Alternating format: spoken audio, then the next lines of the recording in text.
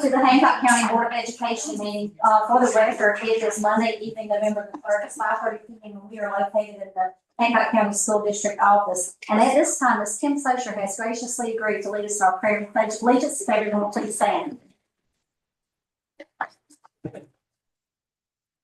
Lord Jesus, God, thank you for the day that you've given us, Lord. Thank you, God, for Hancock County School District and what it means to this community, Lord, to our families and to our children. Lord God, we just pray that you would just give us wisdom, Lord, today for our board as they make decisions, Lord, to guide us into the future. Lord, we just pray that everything that's done and said in this meeting and in our district, Lord, will bring honor and glory to you. And God, we thank you for your many blessings, Lord, and your mercy on Hancock County School District, God. And we just pray for even more blessings in the days to come, Lord. Thank you, God, for all you do for us that we take for granted. In Jesus' name, amen. Amen. I pledge allegiance to the flag of the United States of America and to the republic for which it stands, one nation, under God, indivisible, with liberty and justice for all. And for the record, districts 1, 2, and 4 are present at this time. And there are some changes which we need to make to our agenda this evening. First of all, we need to delete item number 53 because the warranty was received after the quote. Yes, that is correct. Okay, all right, so we're going to delete item number 53. Also, we are going to change the wording to action item number 2. We are going to recommend update policy F, policy L, and policy K, and it's going to be as reviewed with changes. And those changes are going to be in the form of the first paragraph. We're going to actually strike out the last phrase about school administration for study and possible solution to superintendent to be relayed to school administration for study and possible solution. And probably with the S also in parentheses. And so, but we're going to hold that until next meeting. So this will be our review, and then we'll take care of it at the December meeting. Yes. Unless there's another November meeting. And then also we're going to add one more word to action item number 4. And that is going to be to approve the Hancock County School District alma mater. We're going to add the word song. And we're actually going to hear that song tonight with Mr. Jason Martin. So we're excited about that. So those are going to be those changes. And just be up, yeah, we're going to do item number 30. I'll see you right on the meeting. That's okay. We appreciate it. And then with the recommendation policy, we're going to hold that. We added the words, but we're going to hold it until the next meeting. So actually, but thank you for your thoughts on that. And then we're just adding song to that other one. Okay, so at this time we have a couple of, so anyway, is there a motion to approve this agenda with those changes? Motion is Dr. Henley, second. Second is Mr. Ladner. Is anyone opposed? All are in favor, motion carries. So we have a couple of addresses to the board, and so we're going to begin tonight with Dr. Melissa Socher with ATSI. Mr. Ladner's going to pass out our monthly update that we have. So I am proud to share some positive changes we've seen as a result of our focused improvement efforts under the ATSI plan. And the ATSI plan is additional targeted support plan. As you can see, if you look at your first page, our enrollment has increased from 872 last year to 910 this year, showing that families are choosing to remain with Hancock Middle School. At the same time, homeschool withdrawals have dropped dramatically from 32 2 years ago to only 11 this year. So in an effort to keep our students in school, we meet with parents who are wishing to homeschool, and the administrative team meets with them to address concerns and encourage our various district options, including virtual for those students who have medical conditions and extenuating circumstances. We did remain a solid B this school year, showing growth in 4 of the 7 measured areas. We went up in ELA proficiency, ELA growth, ELA LPS growth, and science. And we do continue to target improvement in math through coaching plans for some identified teachers, emphasizing modeling and small group instruction. We have individual learning plans for our LPS students. We've hired 2 part-time certified retired teachers, and they provide direct instruction and interventions in ELA and math for all 3 grade levels. And in reading, last year was our first year to initiate phonics for reading program. And it produced 58% growth among 37 identified fifth graders that came to sixth grade last year who had not mastered the 5 components of reading. This year, we use our HCSD funds as well and federal funds to partner with Kids First consultants who have trained our teacher leaders to lead weekly data-driven PLCs. And so these meetings ensure that grade level and content teams are using assessment data to guide instruction, identify needs, and implement targeted supports for continuous improvement. We've also been intentional in building some positive, inclusive school culture by putting together a principal advisory council, giving students more of a voice in some of their activities and such.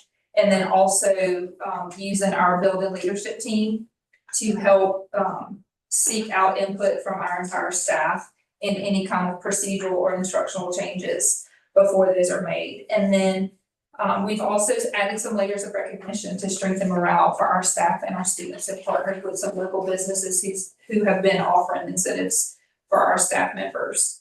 So in summary, our students are growing, our teachers are collaborating, and our families are staying. And so with that, we're in an upward momentum. I feel like at this point, our culture has reflected our mission of honoring, motivating, and supporting, and we're working together to continue. So do you guys have any questions? Any questions? For the math, get that improved, are you looking at using outside consulting groups like Henry? So right now we have Kids First they have come in. We have a math coach and an ELA coach with Kids First. And we are using current HCSD funds throughout December, and then we have a new fund. We're waiting, the federal government has the shutdown and stuff kind of froze some funds. And we'll continue that hopefully in the spring, which those funds are released to continue that support.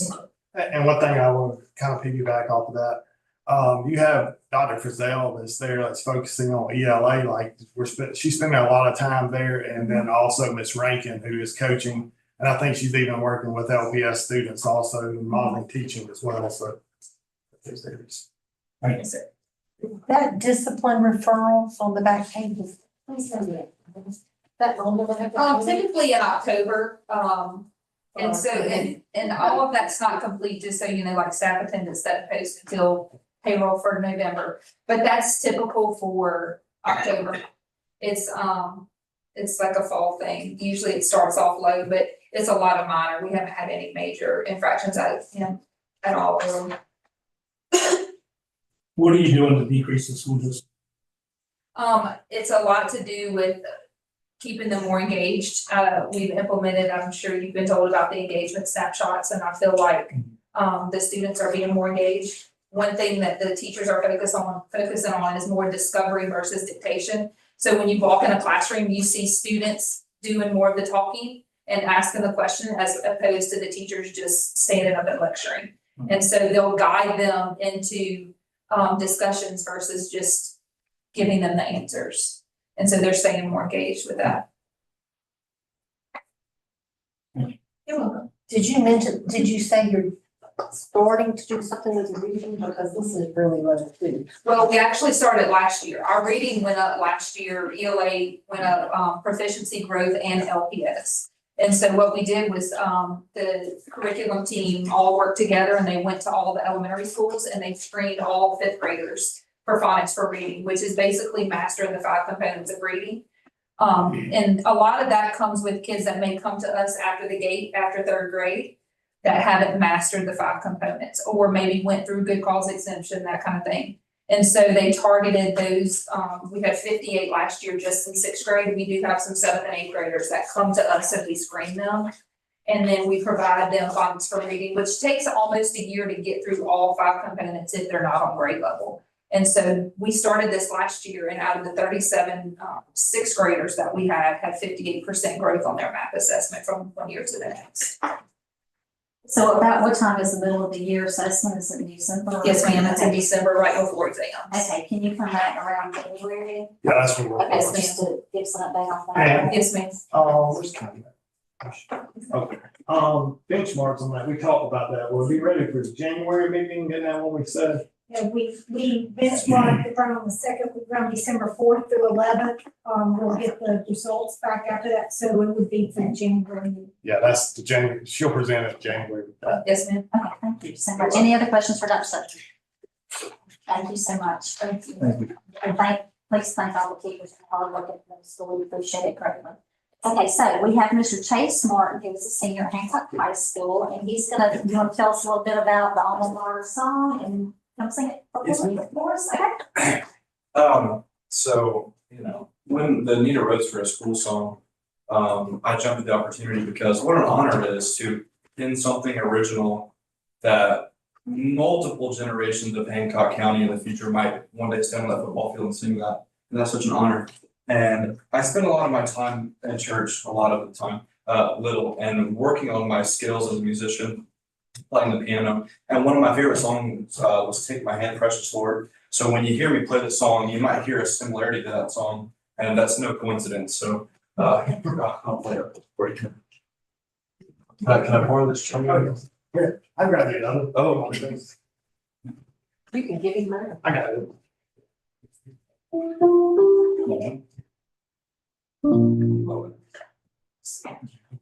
Slide it else. There you go. One of these. All right, there you go.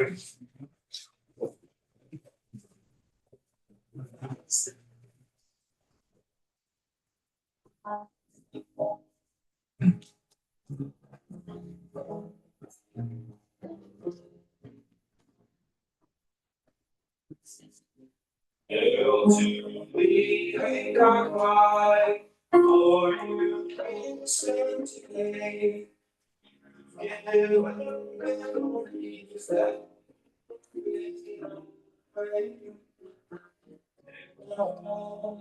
on the future always be true. Hancock, our alma mater, we sing for you. That's it there.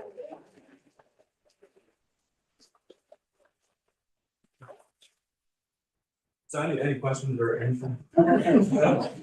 Self-explanatory. No, I think you're very talented. Thank you so much Yes. for sharing your talent with and have a lasting memory of Hancock High School for people to sing about. So we appreciate that so much. Thank you so much, Ms. Butler, for making that. Thank you. All right, so at this time, we have Ms. Shayna Hinton. Excuse me, Dr. Chad Davis is going to bring us some information about our AP student recognition. AP being the advanced placement test that's given through, I guess at the end of each year, but it's for AP classes. And so, AP, they can get advanced placement credits for college, but also it's a good way to prepare them. Whether they, accept the credits or not, it's just a good way to prepare. And, Ms. Butler, how many, AP classes are there in the high school at this time? So we have Roughly, I know it's my own school. like 10. Okay, it's a lot. I know between that and dual, enrollment, that's, a lot of students have a lot of opportunities. And so, Dr. Davis? All right, good evening. We're proud to recognize several Hancock High School students for their outstanding performance on the advanced placement exams. Earning a score of 5, the highest score possible, is an exceptional accomplishment. According to the College Board, a student who earns a 5 is considered extremely well qualified in that subject area, which is equivalent to earning an A or an A+ in the corresponding college course. These students have demonstrated remarkable dedication, perseverance, and academic skill, and we're proud to celebrate their hard work and success this evening. So in total, there were 11 students in Hancock High School who had perfect score on their AP exams. 3 of them are here tonight, and we will recognize them. So the first one who scored a 5 in English, language, and composition is Kaylin Odom.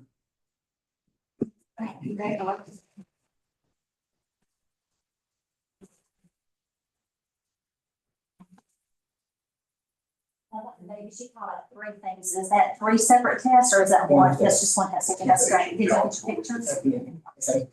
All right, up next, is a student who scored a 5 on the advanced placement pre-calculus exam. And that's Mr. Brennan Ladner.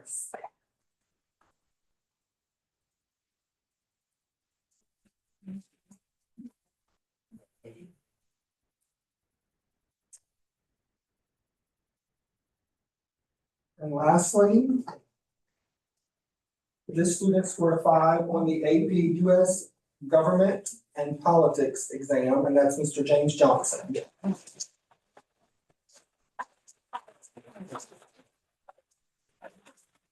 Here's a picture with y'all, and, up here. You want, you know.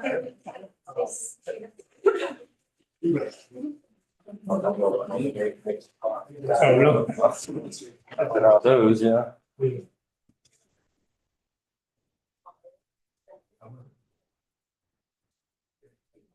Yeah.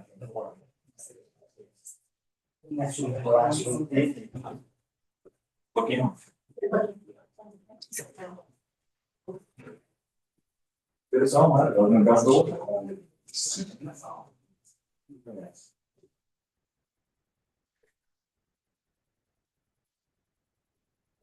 One, 2, 3, and then y'all stay still, I'm gonna let people move there from the center.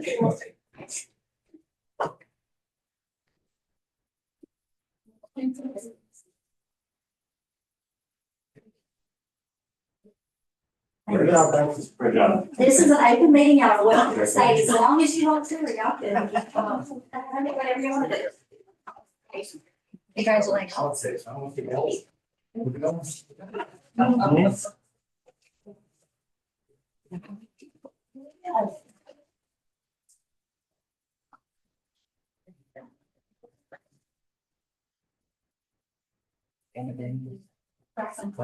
You'll say, right, thank y'all. See ya.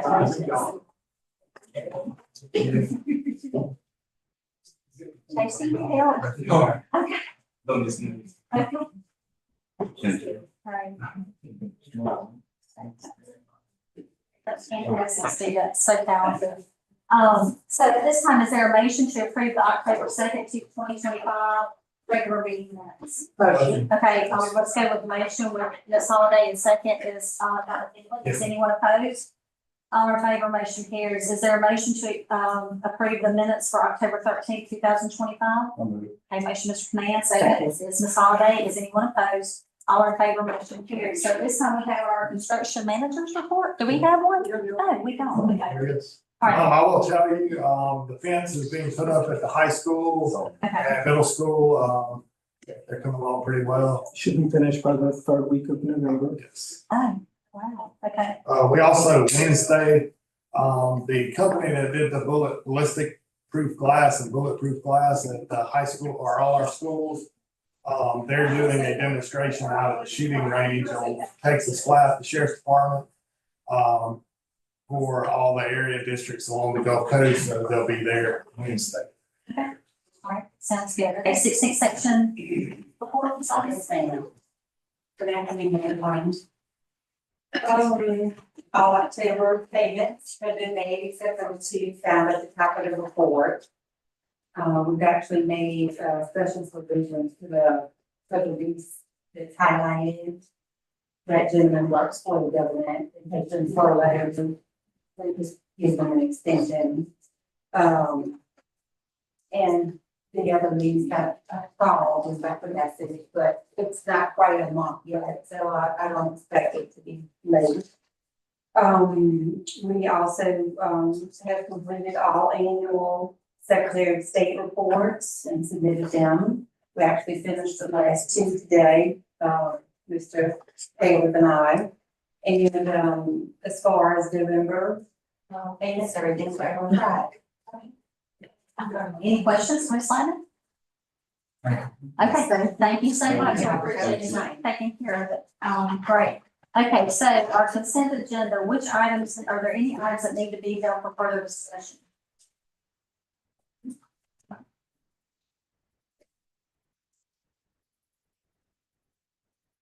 Okay, is there a motion to approve items 1 through 52? Motion. Okay, motion, Ms. Holiday, second is Dr. Henley. Is anyone opposed?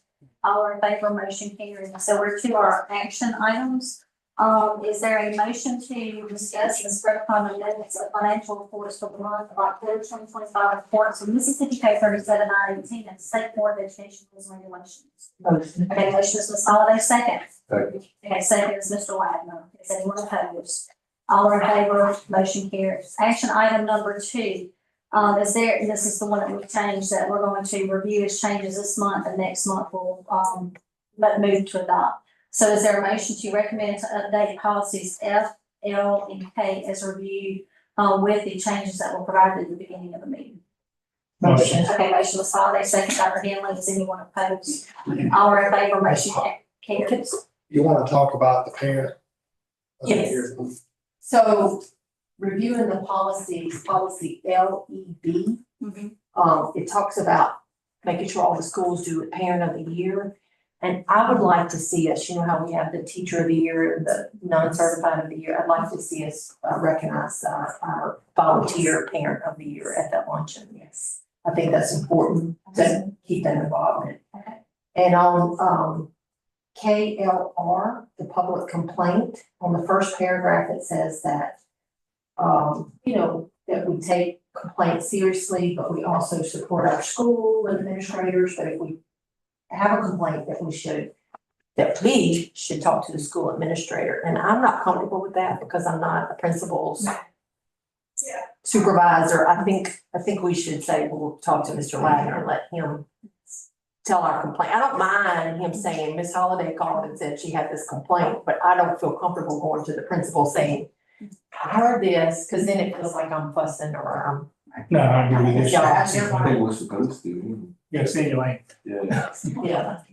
he's okay, not us. So I'm trying to stay on the lane, so I think we should change that policy that we let. Right, let him do his job. Yes. I think we should address complaints, we have a right to do that, but Yes. I don't think we should go. Let Mr. Ladder do his job. Sounds good. Thank you so much. And then there's one other, I'm sorry, I know, I read all these. No. And then, I just wanna make sure because, policy KF is in Frank, it talks about broadcasting. Like the students that were here, we need to I really want us to make sure that. We did. Okay, That's one of the things, and that's one of the things after you brought that up, we double checked to make sure, and that's something we'll try to do. it just says we have to have a release for them, like to be part, because this is filmed, so we wanna make sure that these kids we have a release for anybody that comes to this meeting to be viewed, videotaped or whatever. So that's that was my big. Is that with the handbook? I mean, Yeah, is it's that like in the registration, it's in there, so we went back and checked everybody that's gonna be here tonight to make sure they had checked it. So But I've done foster care before and I cannot allow any foster child of mine to be videotaped, so in those situations, they would not be allowed to. So I just want to make sure Sure. and that's it on the policy. Okay, thank you so much for doing that. Okay, so, we've got the approval and vote and everything. Are there any other questions about that? Okay, action item number 3, is there a motion to recommend to update policy I, section IDGFAA as reviewed with no changes? Motion. Okay, motion is Mr. Wagner, second. Second. Okay, second, Dr. Henley. Is anyone opposed?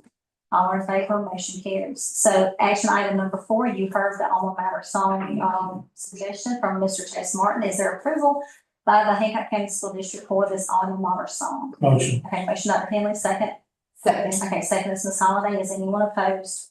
All in favor, motion carries. Action item number 5, is there a motion to approve to correct the dollar amount on item number 28 on the October 2nd, 2025 agenda for the Shots Computers purchase digital clocks at Hancock Middle School to $8,385? Motion. Okay, motion is Holiday, second is Mr. Canaan. Is anyone opposed? All are in favor, motion carries. We have our superintendent's report, Mr. Yeah, Ladner. really quickly because Ms. Kim Social was gonna present on accountability, so first thing I'm gonna give y'all, if y'all want to take one of these and pass down, Ms. Lacey King does this each month. I like to give those to y'all as far as the Renaissance newsletter and also the buzz with social emotional.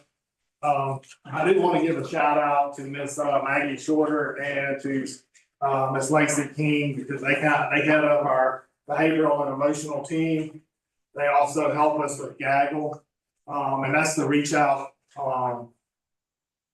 I guess, service that we have on our website for students and parents and community members and teachers who might need some emotional support.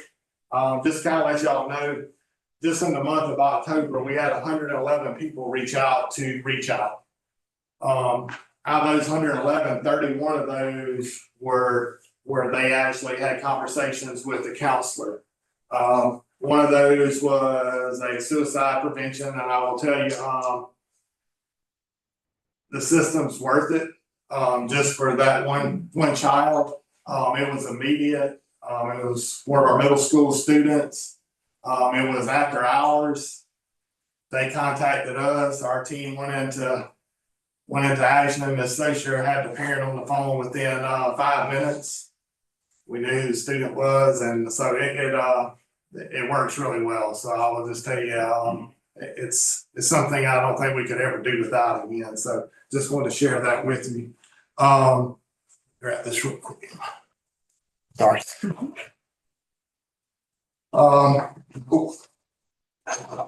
Keep knocking stuff around here. I want to go with our enrollment really quickly, just kind of give you an overview of where we are as a district. You can kind of see the numbers there. The white number indicates where we were last year at the schools. I'll tell you, high school is short because we graduated about 40 juniors last year. We're not doing that anymore. So you can kind of see those numbers. HMS is above where they were. Also, South Hancock is above where they were. We're down right now as a district about 41 students from where we were last year. Our special education enrollment across the district, you can see our schools, how many special education students we have in each school, and also the percentage of special education in that school.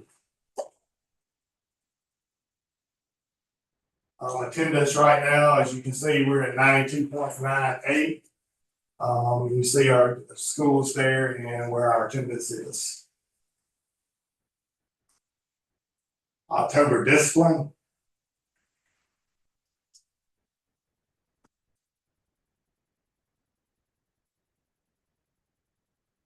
So is that last column alternative school, and that's how many are running in alternative school? That's how many are in alternative right now. Currently? Yes, Okay. yes, currently.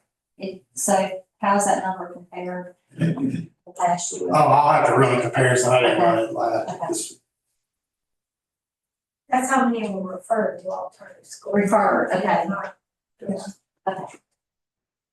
That seems like a lot. For 1 month? That has to do with vapes and all of those kind of things as well.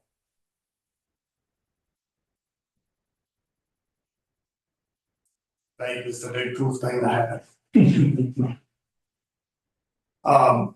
So then, I guess wrapping it up before Ms. Sasher comes up, we get accountability results, we get those things, and we focus on that a lot. When we talk about test scores, and we definitely didn't end up where we wanted to be this year for sure.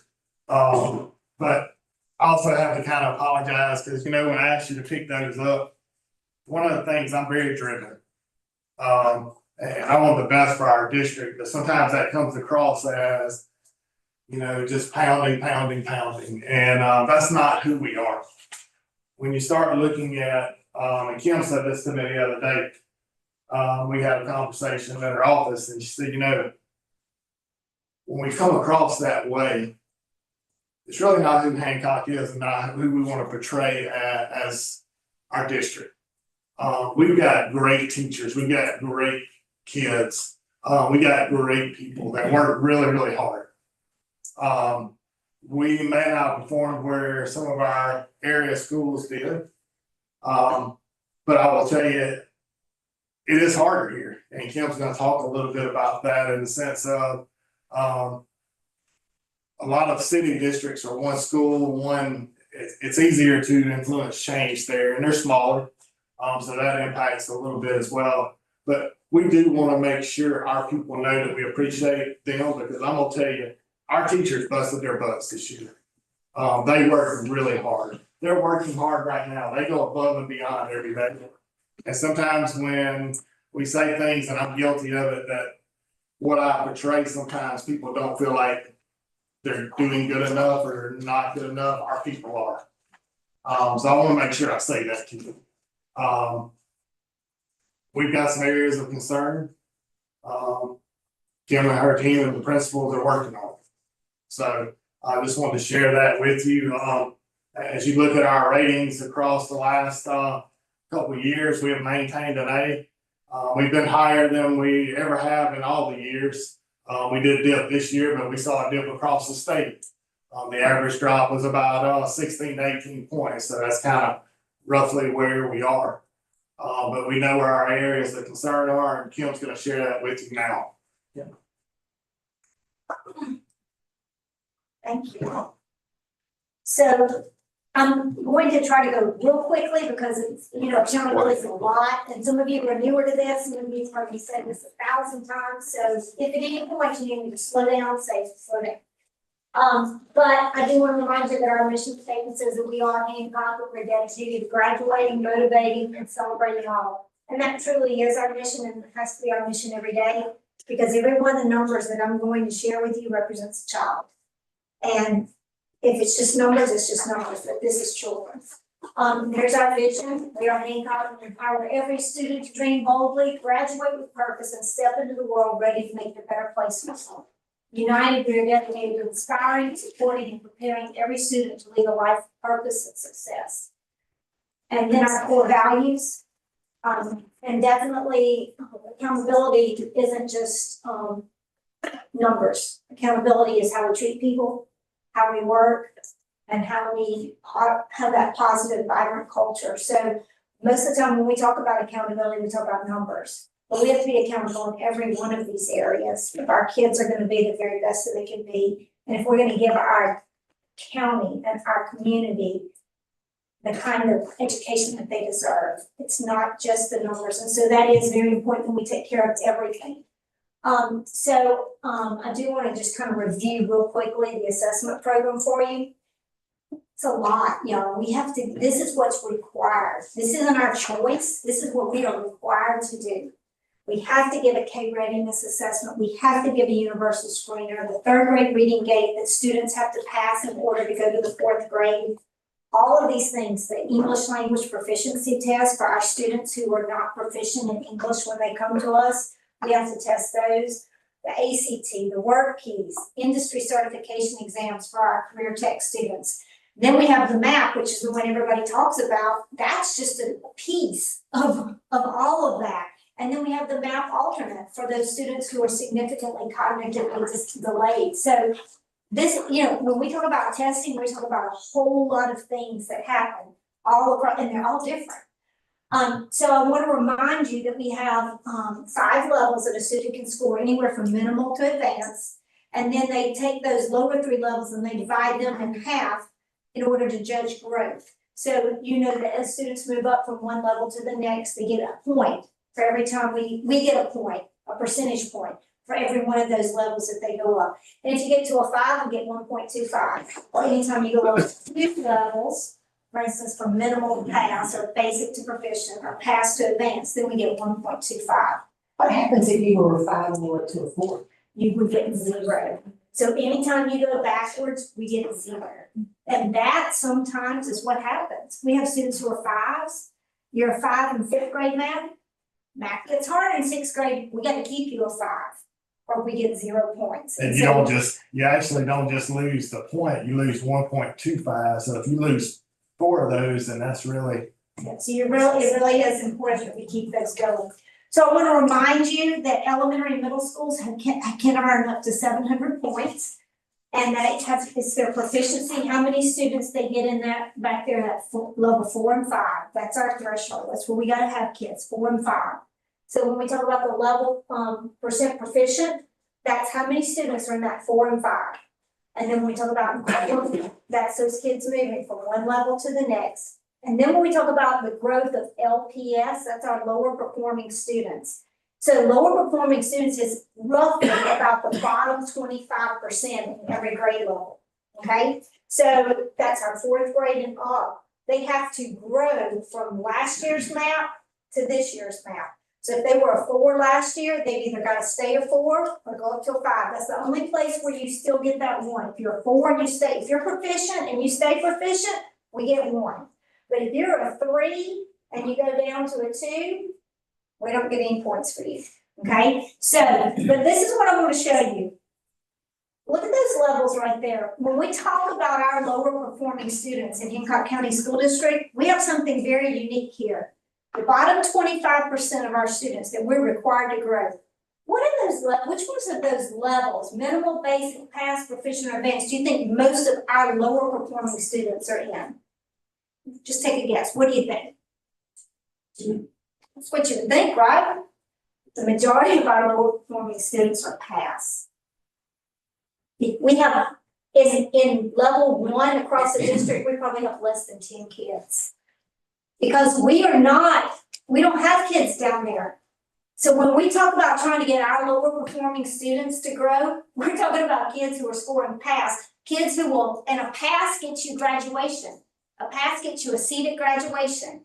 So we've got almost all our kids sitting there, they're gonna get a seat in graduation. We just gotta get them from that 3 to the 4 to show growth for a lot of those.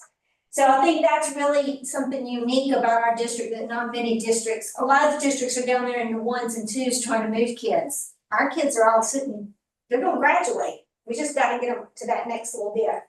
So that's the number of points that we can get for our elementary and middle schools. And then here's the high school and the district. They both work the same way. You'll notice that these things right here, this is what we just saw in elementary and middle school. It's the same. And now for the high school and for the district, they add the U.S. history test, graduation, which counts double, acceleration, that's those AP kids, and dual credit and industry certification. And then we have our college and career readiness, which is our ACT and work keys, and then the English language proficiency if you have 10 or more students. Yes. So the 40 kids, Mr. Ladner, you talked about graduating as juniors, they're gonna be in that graduation 4-year cohort. They stay in the same cohort. Okay. Yes, they will still. And they count for this year, not the Yes. graduating Yes. class year? No, they count wherever they started. You never leave your 9th grade cohort. Okay. So if you graduate early, they just bank your graduation until the next year. So what they're you- counted, so those kids last year are gonna be counted with class of Yes. 2026? Yes. Okay. Yes. And so you'll notice all the 95 and 47.5, that's because for the district, we have 10 or more ELPT kids who we have to have progress for them. But for the high school itself, it kind of bounces back and forth as to whether we're gonna have 10 or not. So if we don't have 10, then those numbers will be 100, 150, 200. But if we do have 10, they pull out that 50 points for the ELPT, the English language proficiency test.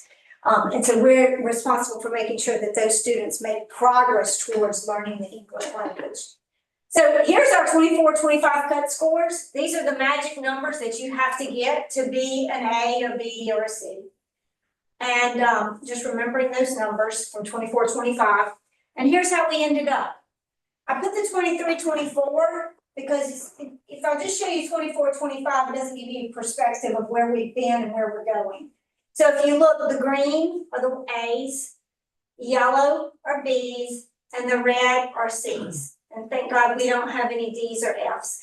So you'll notice that everybody went down a little bit this year, except for Hancock North Central. Hancock North Central, they held their line.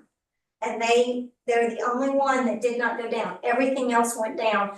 South Hancock went down from a B to a C, but everybody else kept their letter grade. Okay, they don't have any lower letter grade except for that one school. Now, I just want to show you something. When these scores came in, they were not what we were expecting. We screen, we do benchmarks, we know kind of what we are. And we're like, what in the world happened? So immediately I pretty much knew something was strange. So what happened, if you'll remember in 23-24, Questar was the main vendor for the map. And Questar messed all the scales up. And we got scores out and everybody started doing all their things and worried about what our accountability was. And then all of a sudden found out the test had been scaled wrong. And then we had to wait till July and get some more scores. Well, Questar lost the contract. And they had to move it over to DRC, which was only in the past doing science and history. So they moved it over to DRC for 24-25. So we expected the scores to be really late coming back in the summer because you got to scale them, right? Because scaling means that you have to look at each item and see how it compares based on the difficulty level of the item and the difficulty level of the test. You can't do it till all the data comes in, right? So well, it's gonna be a while, so they gotta scale it, and don't wanna we know they don't wanna mess up, because Questar lost the contract, right? Man, we got those scores back so fast, earlier than we'd ever gotten them. It was strange. Then I started looking at them and they didn't look right. They were right, but they looked different.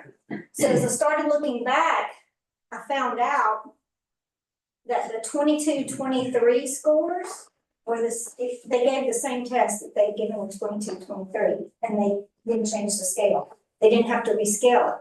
So that's how they got them back so quickly. So what happened in 22-23 is the state had lowered the cut scores for each item to get advanced. And that was, our scores looked really good that year because they dropped each one of them a couple points, 1 point here, 2 points there, looked really good. And then in 22-23, they were high. In 23-24, they had lowered them. So in 24-25, they went back to the original scale because they went back to the test from 22-23. So now all of a sudden, instead of having to maybe get 42 questions right to be advanced in 5th grade math, all of a sudden they got to get 44. So it changed. So consequently, our numbers just look different. But it wasn't just us, it was across the state.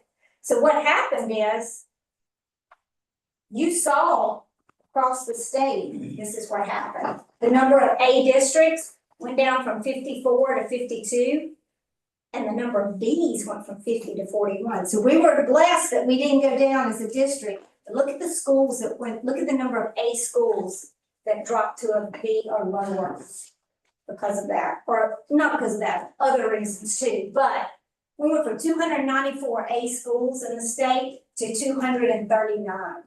So that's huge. And you'll notice the number of D schools going up. So there were definitely some things going on across the state. So I just think that you have to put it in perspective that the whole state had pretty much a drop. There were a few districts that didn't. But for the most part, a lot of districts noticed a drop. Maybe not a letter grade drop, but they noticed drops. And I thought this was very interesting for you to see. Because we sometimes think about just our little county and the coast and what's going on here. Those dark green, those are the A districts in 24-25, and the light green are B. But y'all, I'm proud of our state because look at how many C's and D's, you know, the majority of the state used to be yellow and brown and red. And now the majority of the state is dark green and light green. So I'm proud of where we've come. And the only reason that happens is because of accountability. If we don't have accountability, if we don't test, if we don't keep up with it, then we don't get better. So I do think that that's important to look at. It's real interesting to see what the South part, right here in the Gulf Coast, what it looks like. We don't realize how blessed we are. So here's how we look. It's just a one pager. I like to compare, put everything on one page. You can look at it side by side. And I have this for you and I'm gonna give it to you, but I didn't give it to you first because I've been a school teacher long enough. I know if I gave you that paper, you won't hear anything I said. So I just held on to it and I'll give it to you in a minute. But if you look as a district, you look at like our ELA proficiency, 59 to 57. Our math proficiency, 71 to 69. Our science proficiency, 78 to 75. It's just these little drops that hurt us all through there in our proficiency. Now we did have a pretty big drop in history. Our ELA growth stayed about the same, but we had a drop in math, a pretty significant drop in math. Our ELP, that LPS, remember that's our lower perform, that's at bottom 25%, actually went up. And one of the reasons that went up is if you look right here, look at North Central, they were at 48. And where are they over here? 73. That was huge. That helped us a lot. And then you look at our math LPS growth, we went from 71 down to 49. So if you look that right there, it's what really, really hurt us as a district. That's where we lost most of our points. Now, acceleration went down a little bit, but a college and career readiness, that's our ACT and work keys that went up. Graduation rate went up a little bit. And Miss Vicky and her team, Dr. Fazell and her team did a great job. Our EL points went from 38.7 to 48.1, and 50 is all you can get. So we did a great job of helping our EL students become more proficient in English. So I do have this for you, and I actually have 3 pages for you because I have 22, 23 for you also. If you just really want to get three different years of data, you can. So I think that's very, it's very interesting when you just say, what do? We have to look at where our issues are and what we're going to do about them. So going on, like go back. Yeah. All right, so what's happening with math, because it's like all the way low across the board?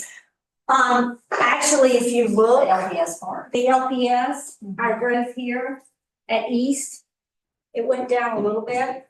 But here went down 5. Here we went down really, really big. This hurt us, that 20 points right there. And what's hurt us. happening is what's in place now to help that. It's almost like we know we're not doing well enough to focus on that. And then, Mr. Leitner put together a plan. and then Mr. Leitner put together a plan for the district. He had all the principals come up with a plan. He can tell you more about it. He put together a plan. But really, I do think personally that a lot of what it is that I think that we have to make sure that we are remediating on grade level standards. Not dropping back down and trying to remediate on things that are not in our grade level anymore. I think that has a lot to do with it. And kind of to talk about that plan, basically what we did was ask all the principals to identify their kids that are on the district LPS. We also call them promising students instead of low performing students. Our promising students, we want to identify those students. Every principal is basically putting together a plan of how they're going to intervene, also reteach. Teachers are putting in that. We've drilled down each grade level as well. So we went from the school or district level to school down to the classroom. So each individual teacher has that as well. So is that something we've not been doing? I will tell you, I think we're better prepared, the data process now, being able to capture the data and being able to see. We put together I guess a spreadsheet to capture that data immediately now. So it's actually like live action to be able to do that. I think from the district level also, we also have to basically keep track, having conversations about it, making sure that it is happening. Okay, so I say all that, but in all actuality, y'all, that's an autopsy because that's already done. That's what happened. That's what happened. It's over, it's done with. And so now we have to look at this year. What are we doing this year to make things better? Well, what's new? So accountability in 25-26 is gonna look different. It's a lot different. So elementary and middle schools, there's no changes in their 25-26 model. They're still gonna have that 700 points that they have with proficiency in ELA math, science, and then the growth of ELA math and the lower performing student growth for ELA math. No changes there, but new cut scores. So remember the state, many years ago when they put this in, they said when 65% of the districts get to be a B, or 65% of the schools get to be, then they're gonna put in the new cut scores. So now we have new cut scores. There's the old ones, there's the new ones.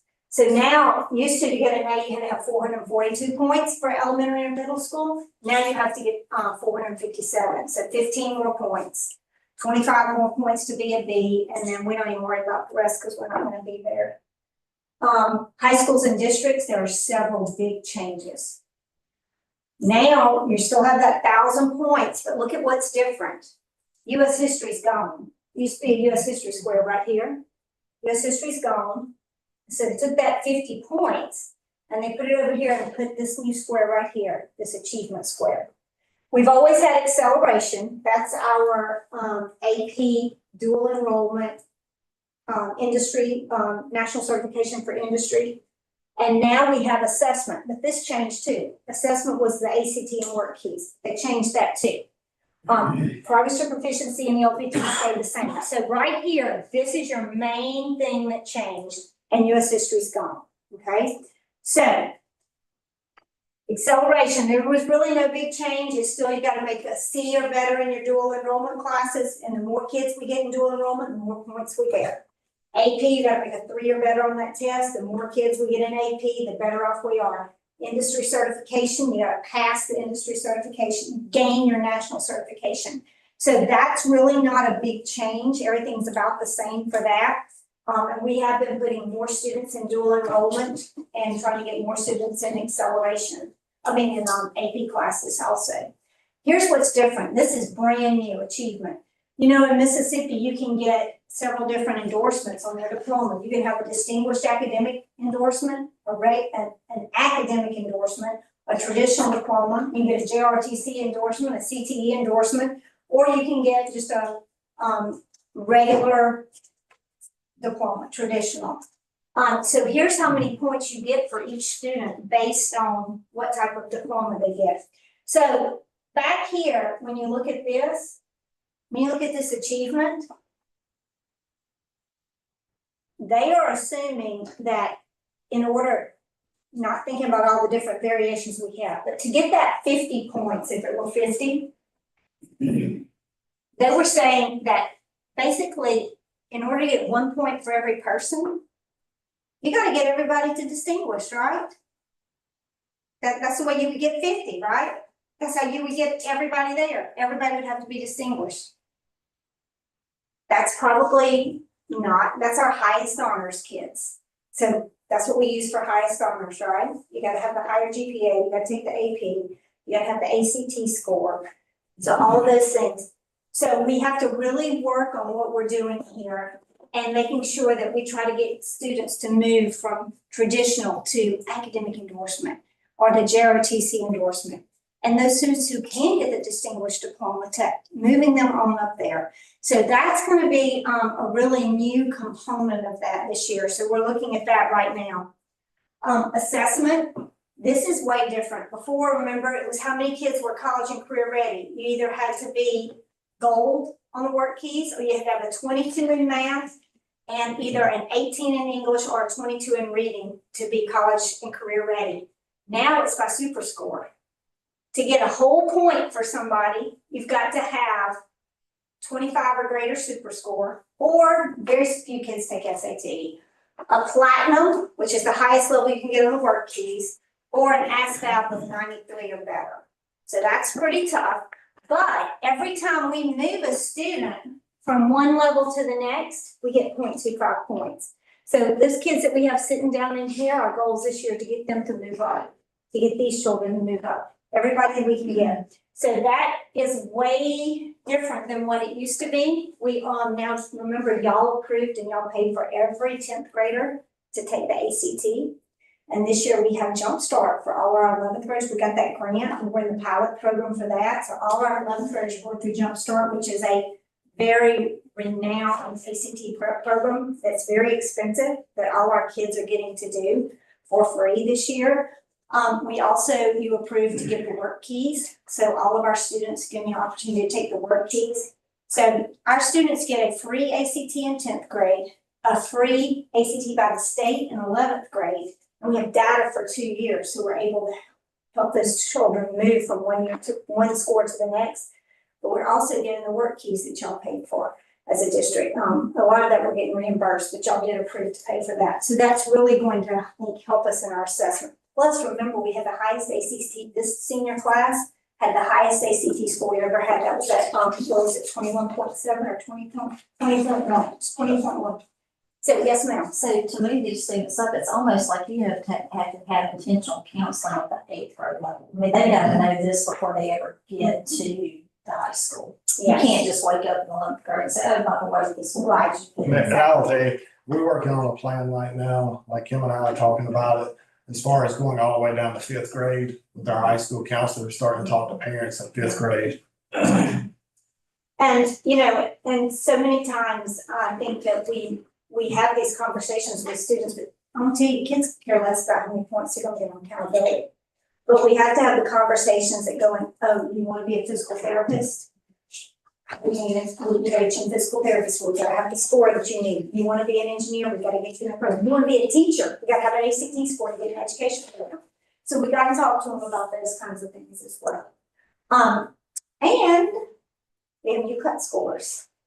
So we changed the whole model right here, remember this? We changed that, a lot of changes, and we get some new cut scores.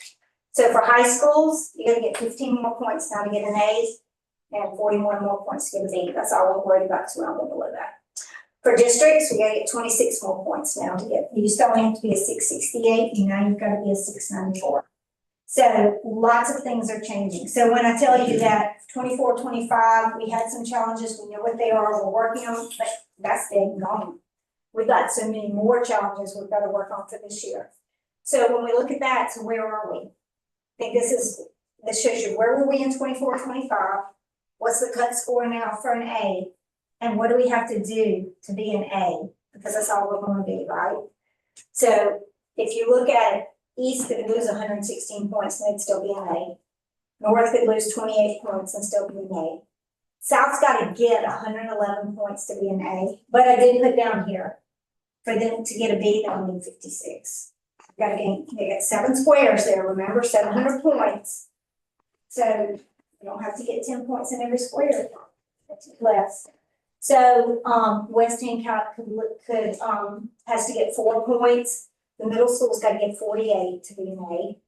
The high school could drop 49 and the district could drop 24. But I think that puts things in perspective for us. What are our challenges for this year? So what do we have to do to make that happen?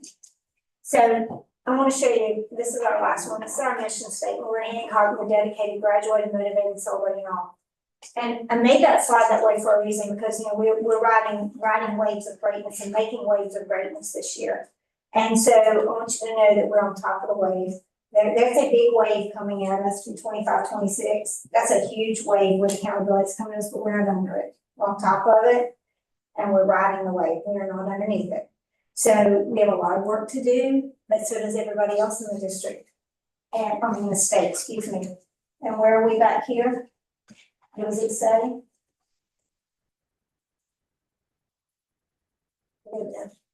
We outwork everyone. And that's what we have to do. We may not have as many resources as everyone, but we can outwork them.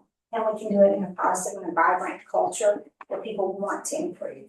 So that's where we are. And any questions? And I'll give you your handouts now. Well, thank you so much for that last slide to show us exactly where we are. That puts in perspective of where do we need to be prepared for that. And I appreciate that. But the most important thing, which I've shared with everyone on this board at some point, the decisions that we make as a board are for the children. And so if we can do the best that we can, that's the main focus that we have to have. So as long as, you know, everything we do related to the system is for the kids and helping them have a better life. And be better prepared for whether they go into the workforce or if they go into our education, or military, or whatever direction they head into. And we appreciate everyone's hard work in that area. Any other comments from Ms. Sosa? I have a couple. Okay. So we pointed out that South went down 89 points, but West went down 76 points. We've got schools that are all going down, they're going down in math, and I appreciate the whole school, or the whole state went down, but I'm worried about Hancock. I'm not worried about what other schools have done. And it's like we fix one thing and then something else goes down. We get that fixed and something else goes down. We gotta figure out, I mean, we started this like 3 years ago, and you're not telling us reminded, but you had your team and there was 5 or 6 people on your team, and we were sure that we were gonna see an increase in these numbers. We have your team and it's still going down. What are we doing? I mean, what do we do? People back into the schools now. We no longer have a team that rotates around, which They're back to lead teachers. they're back to, they're not lead teachers, they're teacher support coaches, but they're back on campuses full time. So we did do that. Do you feel like that's gonna change, or? Will that help? I mean, Well, definitely, we're not wasting time running around the whole district from place to place to place. I mean, how many hours in the week do you lose when you have to go to a different place all the time? So definitely we have more time invested for sure. And you spend more time with those specific teachers, getting to know those teachers and their needs. The downside of that is, some people, are ELA experts, some people are math experts, but teaching is teaching, and instruction is instruction. So if you know how to teach, you know teach anything. well, like, for Dr. Morris, this is your first year, so, thank you for stepping in and helping out, and so I feel bad you didn't have to sit here because it's not your score, so. No, it's okay. Well, what are some things We that know you, what we're facing. What do you need from us? what are some things that you put into place to increase top Hancock scores? And student achievement? Okay, so we have an intentional focus on the data. And so we had students set goals, teachers set goals, and we asked teachers to offer incentives for the benchmark. And then that data has already been calculated, that's already been shared with our staff. Those incentives have been given, the data conversations with the kids. And then also, so like, for example, hope you some people there. We came in at 346 last year, and our first benchmark, we came in at 344. So we're 2 points below where we were last year for benchmark 1. We still have benchmark 2, benchmark 3, and the state 10. So then, like Mr. Latter said, now we're looking at our LPS students, because those students, as the social said, we see their impact in 3 boxes or 6 boxes if they're in both math and ELA. And so we're making plans for those students where we're looking at what standards does that specific student not master, and when are we doing remediation for that? We're providing that remediation. We also have Kids First coach in math and ELA, and that intentional focus is on 3rd through 5th grade. And so those coaches are working side by side. They will tell you real quick, we are teachers and we're here to support teachers. And then of course, we have our teacher support coach, who is there to support. And every time I talk with staff, I tell them my job is to support, and Ms. Stiglett's job is to support, and Ms. Social's job is to support. And so when you need us to fill in the gaps, we're gonna fill in the gaps. So everything that we did for the first benchmark, we will do it again for the second benchmark. And it's just an intentional focus on data. But you're saying it went down, it didn't go up. Is that what you're saying? The score went down? What I'm telling you is that the school came in at 346. At the end of the At the year. end of the year. And now the first review. The very first data point that we have is a 344. So what I'm saying is that, and I'm not being disrespectful, what was accomplished in a whole year, right, has already been accomplished in 1 test. We already have those points. We're not going down. We're gonna continue to rise. It'll be higher and then, like a lot, if it keeps on that trajectory. Yes, And then you compare those 2 games. yes. And I'm not a teacher, and I would say that, so, but I mean, it's wonderful to have support and cheerleaders and all that, but yes, what is it we can do to really, I mean, I know supporting your staff, and, we have amazing teachers, we have parents that care, everybody cares in this district, but what is it that we really need to do to get these grades up? I mean. Well, I'm just gonna pipe in. I know you're sitting here saying that. Can I have that again? So here's what I'm gonna tell you. We did drop, but I want you to you're talking about West Hancock Elementary. If you go and look at this number, 28% of that school is special education students. And they are A. But also, when you look at our model in the state of Mississippi and understanding that model, it's a growth model. So you're gonna have high growth and you're gonna hit that level. Like we have students at North Central and East Hancock that are in LPS that are 4s. They're proficient. That means our teachers are taking them really, really high.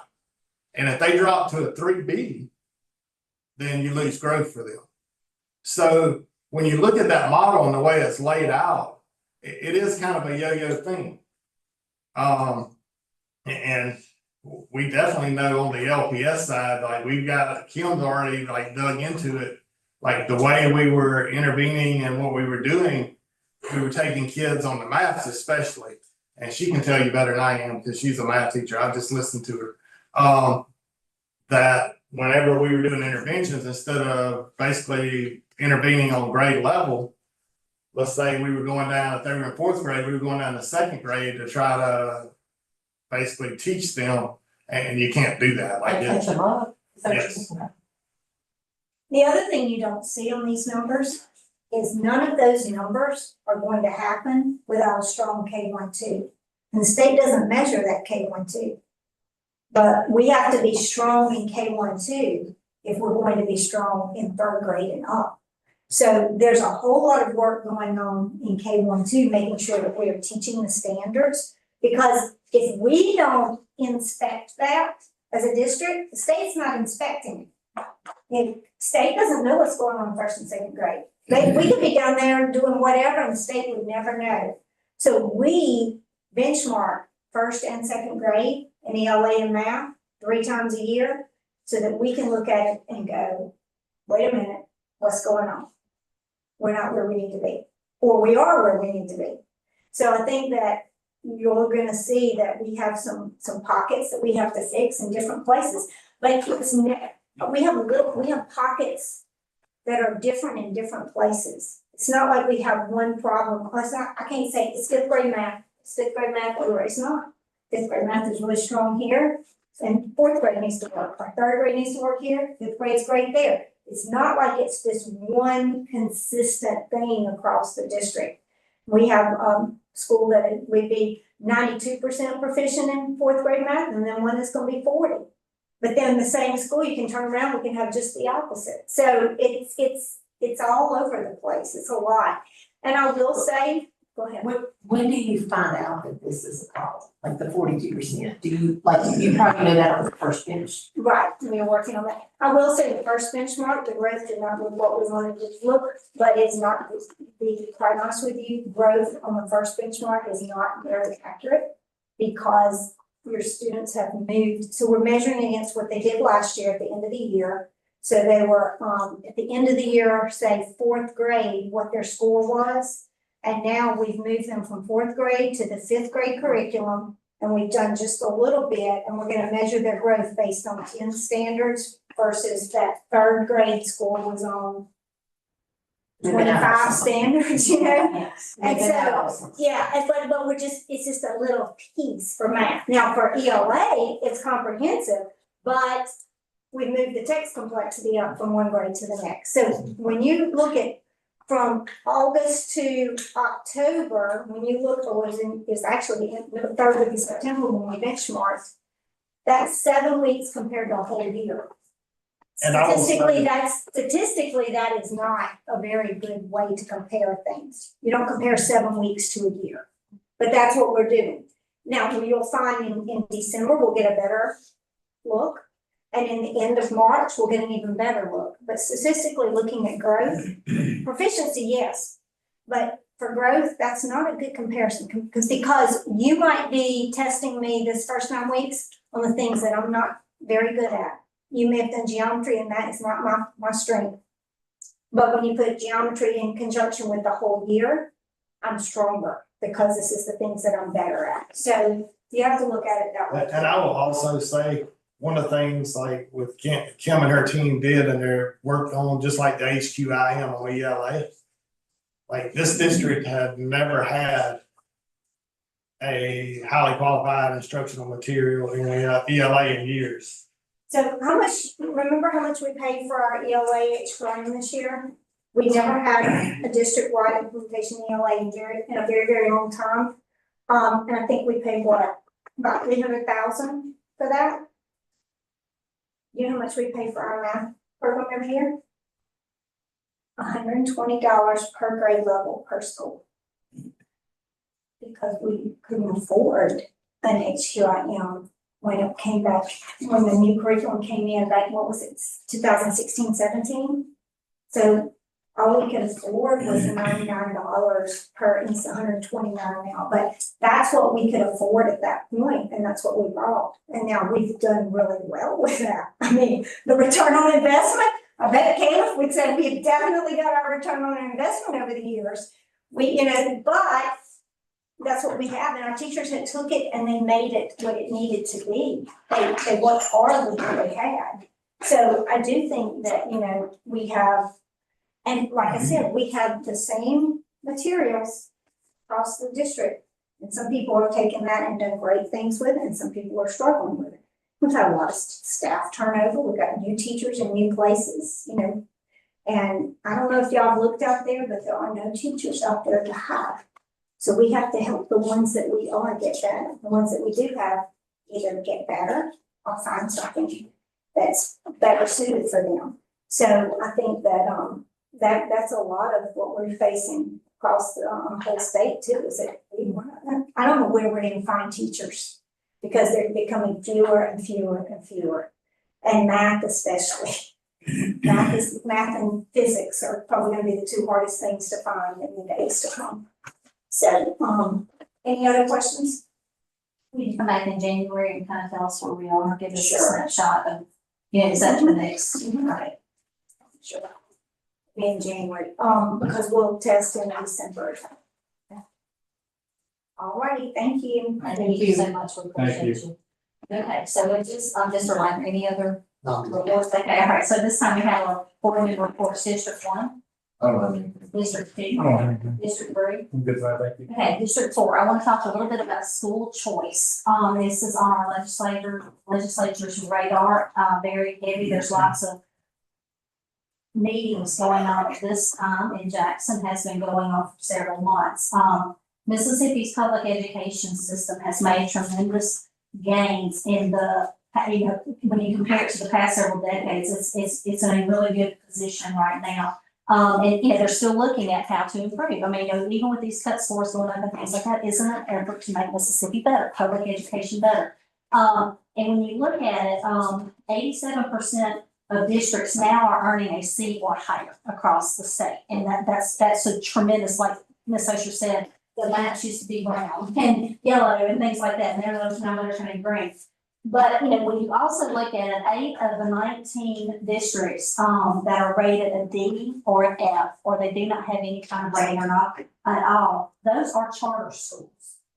And so the legislators wanting to put that into the school choice, equation. Our national ranking for K-12 achievement has climbed for Mississippi from 50th to the 16th, ranking. And I think that's an impressive background as well. And so these results were not achieved through privatization, or they were not achieved through vouchers, which is what the legislature is proposing for this next year. But these were focused, intentional, direct, consistent changes, education processes, methods implemented by our teachers and our administrators through hard work. You talk like we're not getting nobody's gonna outwork us. And so that is so important. And the path forward really for us in Hancock County School District, it lies in refining and strengthening and planning and looking at your data and seeing where can we go forward, just like Ms. Social was talking about. But that's what's going to better the current educational system. And Ms. Osher, you said it yourself, the importance of accountability is the reason we do this, is for us to get better, for us to be able to help our students. And so we want to do what is best for our students. And so in my opinion, this push on the state level, and I'm not quite sure with everything going in the right direction, why are we going to school choice? Why do we want to go to school choice when everything seems to be improving? But I think this is the time we have to talk to our legislators. So I encourage everyone to do that consistently, to our House representatives, to our senators. And so it seems flawed when you talk and you look at, what does this mean? Just let's go ahead and have school choice. Well, you make a school choice when you decide where you want to live. And so, I just think we need to be on top of what is the, the latest in that area. And I think it's something that even in November, we need to be ready now, because I promise we're gonna hit the ground running in January, and I do not think that is in the best interest of Mississippians. District 5. Congratulations to our girls and boys golf team, very excited for them. I just wanted to take a minute to say thank you to all our principals and our teachers and everyone working hard. I know everyone's trying to improve their grades. No one goes to school and says, oh, let me get a D today. I mean, I think we all want to improve it, and Ms. Osher and Mr. Ladd, Dr. Davis, thank you all for gathering this data and working on it, and I know you all take it seriously, so I don't want to come across and being harsh to you all. I know you work hard. I know our staff does and our teachers do. I just want us to be good. And we are. That's it. Mr. Alexander, any comments? I have no reports. I will take the board in executive session. Okay, is there a motion for the Board of HCSD to consider entering into executive session? Motion. Motion, Mr. Leonard, second. Second. All right, second, Dr. Henry, is anyone opposed? All in favor of the motion?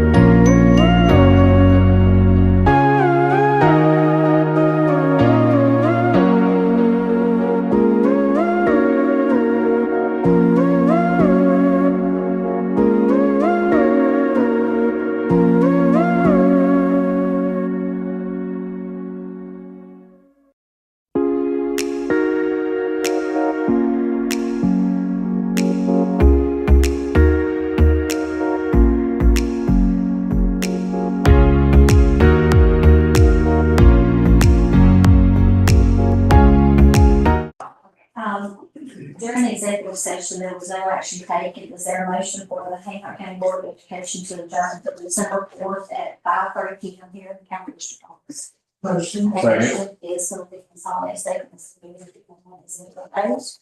All in favor, motion carries. Thank you so much for your